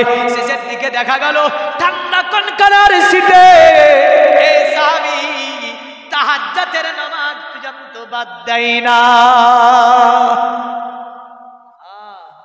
এ ছিল সাহাবীদের নামাজ, বুঝলেন? আর আমরা শীতের সময় অনেকে এসে একটু উঠবে ওযু বেনে যা চালাকি ওযু লাগবে, বুঝলেন? এই খাটনো ভিজে না, এই ভিজে না, এই কানের লো ভিজে না, বুঝলেন? চালাকি করে পানি দিয়ে মন বুঝানো না। যে কাজটা করবেন, যতটা করবেন কম হলেও সেটা খুব মনোযোগ দিয়ে করবেন, এটা মনে রাখবেন। ওযু করছেন আপনি, ওযু করার সময় মনোযোগ দিয়ে ওযু করেন। নামাজ পড়ছেন, মনোযোগ দিয়ে নামাজ পড়েন, কারণ যাতে আপনি মনোযোগ দিয়ে করবেন সেটা নিশ্চয় তার প্রতিদান বা তার ফল ভালো হবে। আর মনোযোগ যে কাজে নাই সেই কাজের কোনো ফল আছে নাই। যে ইবাদতও তাই, মনোযোগ দিয়ে আপনাকে ইবাদত করতে হবে। ওযু একটা ইবাদত, ইবাদতের চাবি হচ্ছে ওযু। ওযু করার সময় আপনাকে আমাকে ঠান্ডা যদি হোক না কেন, আমাকে সেটা মনোযোগ দিয়ে ঠিকভাবে যদি আমরা করতে পারি, নিঃসন্দেহে সেটা আমাদের জন্য কি হবে? সেটা আমাদের জন্য জান্নাতের কারণ হবে, জোরে বলেন। আল্লাহ নবী সাল্লাল্লাহু আলাইহি ওয়াসাল্লাম সুলাইমকে বলল যে তুমি কি পারবে হারাম ছাড়তে? তুমি কি পারবে অত্যাচার অনাচার জুলুম ছাড়তে? তুমি কি পারবে অন্যের মাল হরণ করা ছাড়তে? সুলাইম দাঁড়িয়ে দাঁড়িয়ে বলছে মুহাম্মদ ইসলামে কি এগুলো রয়েছে? আমার নবী বলল হ্যাঁ, ইসলামে এগুলো রয়েছে। সুলাইম বলছে মুহাম্মদ অতএব তুমি দয়া করে আমাকে কলেমা পড়িয়ে দাও, আমি অঙ্গীকার করছি জীবনে কোনোদিন হারাম খাবো না, জীবনে কোনোদিন অন্যের মাল হরণ করবো না, জীবনে কোনোদিন অন্যকে গালি দেব না, জীবনে কোনোদিন অন্যায় অত্যাচার অনাচার অবিচার করবো না। ইয়া রাসূলুল্লাহ দয়া করে আপনি আমাকে কলেমা পড়িয়ে দিন। বলেন একজন সুলাইম নেতা যদি কিঞ্চিত সময়ের মধ্যে নবীজির সম্মুখে এত বড় পরিবর্তন হয়ে যায়। আজকে আমরা বছরে দেখা যায় যে এক একটা গ্রামে 2টি করে জালসা, এক একটা গ্রামে 3টি জালসা, এক একটা গ্রামে 4টি জালসা, পাল্লা দেওয়া দি জালসা। কি দেওয়া দি? পাল্লা দেওয়া হয় না, পরিবর্তন নাই। এক দেখা যায় যে আপনার রাস্তা শেষ, এই কাটে না গো, আল কাটেন না? হ্যাঁ রে, 2 দিক থেকে। আরে আপনাদের এখানে দেখেছি আমি, আস্তে আস্তে, রাগ করেন না, বুঝলেন? হ্যাঁ, আমি খরচের আবেদন করবো, রাগ করে যা করে বলে দিয়ে যাবো। দেখেন আমি আস্তে আস্তে যে রাস্তাটাতে বললাম ই পাশও ছিল না, কি পাশও ছিল না, টুকটুকি টুকটুকি বলে আমাদের দিকে গাড়ি, তো দেখলাম টোটো টোটো তো দেখছি রাস্তা দিকে তাকিয়ে তো আল কেটেছে। আমি বলছি হায় আল্লাহ, এই যা রাস্তা, যদি 2 বছর আল কাটে তো আগামী বছর তো হয়তো হাঁটিয়ে যাওয়া যাবে। হ্যাঁ, এটা মাদ্রাসা আসছে, আরে এখানে 2 হাত জমিন ছেড়ে দেন, কিয়ামতের বদল আল্লাহ দেবে। জোরে বলেন সুবহানাল্লাহ। দুনিয়ার জমিন কি করবেন আপনি মনে রাখেন, আল্লাহর রাসূল বলেছেন কেউ যদি জেনে বুঝে অন্যের জমির কিঞ্চিত পরিমাণ যদি হরণ করে, কিয়ামতের দিন আল্লাহ পাক তার গলার উপরে 7টা জমিনের মালা চড়িয়ে দেবে। কটা জমিনের? 7টা জমিনের মালা চড়িয়ে দেবে। আরে মাদ্রাসার ভালোবাসায়, মাদ্রাসার প্রেমে, নবীর ভালোবাসায়, নবীর প্রেমে আমরা মুসলমান 2 হাত করে জমিন এখানে আসার জন্য ছেড়ে দেব। কিয়ামতের দিন আপনাকে রাস্তা জান্নাতে যাওয়ার জন্য আল্লাহ ছেড়ে দেবে। জোরে বলেন। মনে হয়ে গেল তো বলে দিলাম, খবরদার। কারণ হালকাটা খুব খারাপ, বুঝলেন? হালকাটা খুবই খারাপ, কারণ আল কাটতে কাটতে 1 হাত করে দেখা চাল বেঁকিয়ে যায়। আর ওই বেকানোটা বুঝলেন নামাজ, রোজা, হজ, যাকাত। ইবনে মাজাহ হাদিস, সহিহ সূত্রে হাদিস, নবীজি বলেন কিয়ামতের দিন এমন কিছু ব্যক্তি উঠবে, নামাজ, রোজা, হজ, যাকাত সব নিয়ে উঠবে বললেন, তবুও জাহান্নামে যাবে। সাহাবীরা তাজ্জুব হয়ে বলছেন ইয়া রাসূলুল্লাহ কে? আল্লাহর নবী সাল্লাল্লাহু আলাইহি ওয়াসাল্লাম বললেন ওই যে ব্যক্তি অন্যের মালকে দুনিয়া থেকে হরণ করে আসবে, অন্যের হককে নষ্ট করে আসবে, আল্লাহ বলবে পরিশোধ কর। পরিশোধ করতে গিয়ে নামাজ ফুরিয়ে যাবে, রোজা ফুরিয়ে যাবে, হজ ফুরিয়ে যাবে, যাকাত ফুরিয়ে যাবে, কিন্তু ঋণ পরিশোধ হবে, ঋণ পরিশোধ হবে না। রাসূলুল্লাহ বললেন অতঃপর সে জাহান্নামে যাবে। তাহলে আমরা দুনিয়ার মায়া, মহব্বত, লালচে পড়ে আজকে কি করি, একটু জমিনের জন্য আমরা কি করি, কুদাল নিয়ে এসে কাটতে কাটতে অন্যের এতটুকু নিয়ে নিই। খবরদার, এমন মন মানসিকতা আমাদের রাখা যাবে না। আল্লাহ পাক আমাদের সকলকে জানা মানার তৌফিক দেয়। সকলে বলুন আল্লাহুম্মা আমিন। ছোট্ট করে শেষ করে দিই, কারণ হচ্ছে দোয়া হবে। যিনারা বাইরেও হয়তো ঘোরাফেরা করছেন, দোয়াতে অবশ্যই অংশ নেবেন। সুলাইম নেতা বলছে হ্যাঁ আমি পরিবর্তন হলাম, পরিবর্তন হয়ে কলেমা পড়ে নবীজি বলছে এবার এ আমার সাহাবারা, নবীজিতে তাকাচ্ছে। আল্লাহর নবী বললেন তোমাদের ভাই সুলাইম নেতা কলেমা পড়েছে, অতএব আপনার ওই যে গুয়ে সাপের ব্যাগটা ছিল বললেন তুলে ছুঁড়ে ফেলে দিল, জীবনে হারাম খাবো না। নবীজি বলে এ আমার সাহাবীরা, তোমাদের কাছে যদি কিছু টাকা থাকে তাহলে তোমরা আমার কাছে জমা করো, তোমাদের ভাই নব মুসলিমকে আমি নবীজি সেটা দেব। জোরে বলেন সুবহানাল্লাহ। আমার নবীজির বলা, নবীজির জবান থেকে বাক্যটা কেবল বেরিয়েছে, সাহাবীরা বললেন পকেটের মধ্যে হাত ভরে,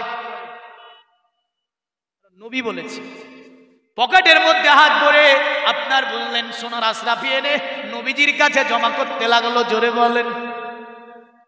শেষ পর্যায়ে আমি বললাম নবীজির মাদ্রাসার জন্য যেটা আছে একটু জমা করেন তো দেখি। সাহাবীরা যেমন জমা করছিল কার দরবারে, নবীজির দরবারে। হ্যাঁ, তা আপনারা যেটা পারবেন একটু একটু জমা করে যান তো, ফাতিহার কারণে যেটা পারবেন বলেছি, 500 1000 নয়, আপনি যেটা পারবেন একটু জমা করে যান, সাহাবীদের সুন্নাত মনে করে। সাহাবীদের সুন্নাত মনে করে 10, 5, 50, 20 যেটা পাবেন এখানে জমা করে যাবেন। কারণ নবীজি যখন বলল শোনো আমাদের কাছে যেটা আছে, আল্লাহ মেয়ে মাধ্যমিক পরীক্ষা দেবে, আল্লাহ 100 টাকা নবীর মাদ্রাসাকে দিয়েছে, আল্লাহ এই মেয়েটির ব্রেনকে আপনি প্রখার করিয়ে দিন যাতে করে আল্লাহ এক্সামে উত্তীর্ণ হতে পারে, এই তৌফিক দিন। সুবহানাল্লাহ। আমার জন্য 500 টাকা দান করেছে, যোগ্য সন্তান, পিতামাতা দুনিয়ার জমিনে রেখে গিয়েছে। আল্লাহ আল্লাহ আপনি তিনার পিতামাতা খবর কি আল্লাহ জান্নাতের টুকরা বানিয়ে দিন, কুশাদা মানোয়ার করে দিন আল্লাহ, এটি তার জন্য নাজাতের কারণ বানিয়ে দিন। আর একজন ভাই আমার 100 টাকা দিয়ে গিয়েছে, বাবন আপনারা 2-5 টাকা যা পারবেন, আমি বলেছি কম করে, কারণ সুলাইমের জন্য রাসূলুল্লাহ যখন বলল তোমরা যেটা পারবে জমা করো, তো সাহাবীরা এক এক করে যা পকেটে ছিল বুঝলেন সবগুলো জমা করে দিয়েছে। আর একজন সাহাবী পকেটে হাত ভরছে, কোনো টাকা নাই। সাহাবীর নাম হচ্ছে হযরতে আব্দুর রহমান। পকেট দেখছে টাকা নাই, সব সাহাবী দিচ্ছে, সাহাবী দিতে পারেন। সুবহানাল্লাহ। দেখেন 1000 টাকাকে দিয়েছিল, বলছে আবার 20 টাকা, আল্লাহ দান করুন, মঞ্জুর করুন, হায়াত দারাজ করুন, অসুখ বিসুখ থেকে আল্লাহ শিফা দিন। আর মায়ের জন্য 100 টাকা দিয়েছে, আল্লাহ কবুল ও মঞ্জুর করে নিন, মায়ের কবর বানাকে আরেকজন আল্লাহ 50 টাকা পাঠিয়েছে দান, এ দান আল্লাহ আপনি কবুল করুন। সকলে বলুন আল্লাহ আমিন। সকলে দিয়েছেন আর পকেটে হাত ভরে দেখেন না আব্দুর রহমানের মতো সাহাবী আব্দুর রহমান হাত ভরতে বলতেন নবীজির সম্মুখে, হাত ভরে দেখছে টাকা নাই, পকেটে টাকা নাই। সুবহানাল্লাহ। দেখেন কি নাম, এই দেখেন ভাই আমার বহু পুরাতন টাকা গো, আরে ব্রিটিশ পিরিয়ডের টাকা তো, 15 বছর ধরে রেখেছে বুঝলেন টাকাটাকে। আজ বলছে নবীর মাদ্রাসায় এই 50 টাকা আমি দিয়ে দিলাম। সুবহানাল্লাহ। আল্লাহ ভাইয়ের দানকে আপনি কবুল করুন। এই দেখেন আরেকজন মেয়ে এখানে এসে 200 টাকা দিয়েছে, যে উদ্দেশ্য দিয়েছে উপকার করে দিন। আরেকজন ছোট্ট মেয়ে সেখানে 100 টাকা দিয়েছে, পাঠিয়ে দিয়েছে। আল্লাহ এই দানকে আপনি কবুল ও মঞ্জুর করে নিয়ে আল্লাহ এই ছোট ছোট বাচ্চাগুলোর হায়াতকে দারাজ করুন, অসুখ বিসুখ থেকে হেফাজত করুন। আল্লাহ দুনিয়াতে আল্লাহ তাদের ব্রেনকে প্রকার করে দিন, সুশিক্ষায় শিক্ষিত বানান। আল্লাহ বেশ কয়েক কটা দান করেছে, 200 টাকা হবে। আল্লাহ দানকে আপনি কবুল ও মঞ্জুর করে নিয়ে মেয়েটিকে দুনিয়াবি অসুখ বিসুখ থেকে হেফাজত করুন। আল্লাহ যারা পাঠিয়ে দিয়েছে তার হাত দিয়ে দান, সকলের দান থেকে পাঠানো হয়েছে। আল্লাহ এই দানগুলোকে আপনি কবুল ও মঞ্জুর করুন, হায়াত দারাজ করুন, সকলের উদ্দেশ্য পূর্ণ করুন। সকলে বলুন আল্লাহু আমিন বলেন না। এবার ওই আব্দুর রহমানের কথাটা বলি নাকি, পকেটে হাত ভরতে টাকা নাই। আপনি হাত ভরে দেখেছেন টাকা আছে কিনা আপনার পকেটে? দেখেন, দেখেছেন? যাক আলহামদুলিল্লাহ। যাদের নাই তারা এবার কি করবে, ওই পন্থাটা পাবো। যারা নাই আব্দুর রহমান হাত ভরছে, নবী সাহাবী তো টাকা নেই। একটা ছোট্ট মেয়ে এসে 100 টাকা দান করেছে। আল্লাহ মেয়েটির ব্রেনকে প্রখার করে দিন, আল্লাহ হায়াতকে দারাজ করুন, দুনিয়াবি মুসিবত থেকে হেফাজত করুন, জিন শয়তান কোন নজর থেকে হেফাজত করুন, অসুখ বিসুখ থেকে হেফাজত করে সুশিক্ষায় শিক্ষিত বানান। আল্লাহ আমিন বলেন। এরাই ভবিষ্যৎ দেশের। হ্যাঁ, আব্দুর রহমান পকেটে হাত ভরে দেখছে কোন তো আশরাফি নাই। সাহাবীর চোখে পানি এসে গেল, বলে নবীজিকে সকলে দিচ্ছে আর আমি সাহাবী আব্দুর রহমান, আমার কাছে কোনো টাকা নাই, আমি দিতে পারলাম না। সকলের দেওয়া কমপ্লিট হয়ে গেল, সাহাবী আপনার ভাবছে মনে মনে আমি দিতে পারলাম না। 1 বস্তা পরিমাণ টাকা হয়েছে। কত বস্তা? আমরা ক বস্তা করেছি? হ্যাঁ, কিন্তু সাহাবীদের মহানদরতা দেখেন, একদম বললে যা ছিল তার মনে দিয়ে দিয়েছে সাহাবীরা। আব্দুর রহমান দিতে পারেনি। নবীজি ওগুলোকে একটা জায়গার মধ্যে নিলেন, নার পরে সুলাইম নেতাকে বল যেগুলো নিয়ে যেতে পারবে। সুলাইম নেতা দেখছে বড় ভারী সোনা, আশরাফি ভারী হবে না গো। আব্দুর রহমান দাঁড়িয়ে বলছে ইয়া রাসূলুল্লাহ, আমি আব্দুর রহমান, আমার ভাইকে আমার একটা উট আছে, উটটা দেখতে চিৎকাবরা উট, আরবের জাহানে চিৎকাবরা উট খুব কম দেখা যায়, এই চিৎকাবরা উটগুলো খুব আপনার দামি হয়। আব্দুর রহমানের শহরের জন্য, যানবাহনের জন্য তিনার এই উটটা ছিল চিৎকাবরা উট। আপনার দাঁড়িয়ে বলছে ইয়া রাসূলুল্লাহ, আমার চিৎকাবরা উটটাকে আমার ভাই, আমি এই নব মুসলিম ভাইকে আমি আমার উটটাকে আমি দান করে দিলাম। যাদের পকেটে টাকা নাই তো বলতে পারে বাড়িতে একটা ছাগল আছে আমি দিয়ে দেবো আগামীকালে। আপনাদের গ্রামের যা বড় বড় ছাগল তো 2-5টা দিলে আমাদের দিকের একটা হবে, বুঝলেন? দেখে তো একটু মনে হয় খরগোশ, আর আমাদের দিকের ছাগলের 45 কেজি 50 কিলো করে গোস্ত হয়, একদম বড় বড় ছাগল। আমারই গতবার যে কুরবানিটা ছিল 45 কিলো গোস্ত হয়েছে। হ্যাঁ হ্যাঁ, তো ছোট ছোট ছাগল তো ওর বাড়িতে আছে, পয়সা নাই তো একটা ছাগল দিয়ে দেবেন মাদ্রাসায়। আরে সাহাবীর সুন্নাত হবে গো। আরে সাহাবী বলছে উট দিয়ে দিলাম, সুবহানাল্লাহ বলবেন না? উট চেয়েছিলে কি আপনার কাছে? উট দিতে পারবেন না আমি জানি, কারণ সাহাবীর মন মানসিকতা উদারতা নাই। একজন ব্যক্তি বলেন ধীরে একটা ছাগল দিয়ে দেবো, সাহাবীর এই আব্দুর রহমানের ভালোবাসায়, কারণ সাহাবীর ভালোবাসা ঈমানের অঙ্গ, জোরে বলেন সুবহানাল্লাহ। নবী বলেছেন সাহাবী কান নুজুম, আমার প্রতিটি সাহাবী সিতারার মতো, যাকে ইচ্ছা অনুসরণ করো তুমি হেদায়েত পাবে, জোরে বলবেন না? তো সাহাবী আব্দুর রহমানের জন্য একটা বড় উদাহরণ নবীজি দিচ্ছে। এবার আপনি যদি দেন আপনার জন্য থাকবে। হ্যাঁ, একজন দেন দিন একটা ছাগল সাহাবীর ভালোবাসায়, যে নবীর ঘর মাদ্রাসাতে একটা ছাগল দিয়ে দিলাম, নবী সাহেব যান আপনি এনে দিয়ে দেবেন, যত বড় ইচ্ছা আপনি ছাগলটা দিয়ে দেবেন নবীর ঘর মাদ্রাসায়। সাহাবীর ভালোবাসাতে, আব্দুর রহমানের ভালোবাসায় নাই কেউ এই মামুনদের মধ্যে নাই একটা ছাগল দিয়ে দেবে? ছাগল নেবে বলেছে। হ্যাঁ দেখেন, যাই হোক বাড়িয়ে দিচ্ছি, যদি ইচ্ছা হয় দেবেন, কারণ দেবেন তো আপনি এর বদলা পেয়ে যাবেন, এটা কখনোই বৃথা হবে না, নষ্ট হবে না, জোরে বলেন সুবহানাল্লাহ। আল্লাহর নবী বলেন আব্দুর রহমান, তোমার তো মাত্র একটাই উট আছে, তুমি দিয়ে দিলে, কিসে চড়বে তুমি? আব্দুর রহমান বলছে, ইয়া রাসূলুল্লাহ, সকলে দান করেছে, আমি সাহাবী দান করতে পারিনি। আমার ভাইকে আমি যেটা পারলাম ওটাই সাহায্য করলাম, আমি পায়ে হেঁটে চলবো। নবীজি কথা শুনে আল্লাহর নবী বলে, আব্দুর রহমান তুমি আমার কাছে এসো। আব্দুর রহমানকে নবীজি কাছে ডেকে নিলেন। আল্লাহর নবী বলে, আব্দুর রহমান, তোমার ভাইকে তুমি তোমার উটটা দিয়ে দিলে। এ আব্দুর রহমান, আমি নবীজি তোমার জন্য ভবিষ্যৎবাণী করে দিলাম, কালকে আমাদের দিন ওই যে পুলসিরাতের রাস্তা তখন পার হতে যাবে তুমি, আল্লাহ পাক তোমার জন্য এমনই সুন্দরতম একটা উট পুলসিরাতের রাস্তায় রেডি করে রেখে দিয়েছে। আব্দুর রহমান, তুমি উটটার উপরে সওয়ার হবে, সওয়ার হয়ে বিজলির মতো আল্লাহর দয়ার জান্নাতে চলে যাবে। জোরে বলেন সুবহানাল্লাহ। আমার নবীজি বলে, আব্দুর রহমান, তোমার দানকে আল্লাহ এত বড় কবুল করে নিয়েছে, এত পছন্দ করেছে সাহাবী, এ সাহাবী, তোমার জন্য ভবিষ্যৎবাণী দিয়ে দিলাম, যেমন উট তুমি তোমার ভাইকে দান করেছো, এমনই চিৎকাবরা উট তুমি পেয়ে যাবে কিয়ামতের দিনে। এই কারণেই বলছিলাম, একটা ছাগল যদি কেউ দিয়ে দিতেন, নিশ্চয় আমার আল্লাহ পুলসিরাত পারের সময় আল্লাহর রসুলের শাফাত পেতে। কারণ এটাও তো নবীরই ঘর, হ্যাঁ না? এটাও নবীরই ঘর। আসি পৃথিবীর মুমিন মুসলমান, ঘটনা অতি লম্বা চওড়া ঘটনা। আমার রাসূলুল্লাহ গুলোকে আপনার দিয়ে উটটার পিঠে চাপিয়ে দিলেন। সুলাইমকে বলল, যাও, চলে যাও, বাড়ির দিকে তুমি রওনা হয়ে যাও। সুলাইম নেতা আপনার একবার করে আমার নবীজির দিকে তাকায়, নবীজির সাহাবীর দিকে তাকায়, আস্তে আস্তে গুটি গুটি পায়ে সামনের দিকে চলতে শুরু করে দিল। মনে রাখবেন, যেতে যেতে দেখছে সুলাইমেরা শুনেছে মুহাম্মদ বিন আব্দুল্লাহ, অতএব আব্দুল্লাহর ছেলে মুহাম্মদ আমাদের মধ্যে ইসলাম প্রচার করতে এসেছে। তারা তলোয়ার বল্লম নিয়ে, খঞ্জর নিয়ে নিজের নেতার জন্য অপেক্ষা করছে।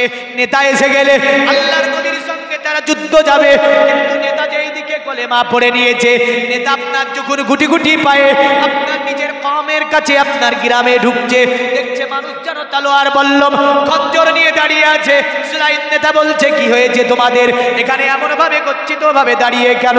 বলে, শুনেছি মুহাম্মদ নাকি সাথীদেরকে নিয়ে আমাদের মধ্যে ইসলাম প্রচার করতে এসেছে, মুহাম্মদকে মারার জন্য তুমি আমাদেরকে নিয়ে একই সঙ্গে অঙ্গীকার করেছিলে, আমরা মুহাম্মদকে কতল করতে যাব, মুহাম্মদকে মারতে যাব।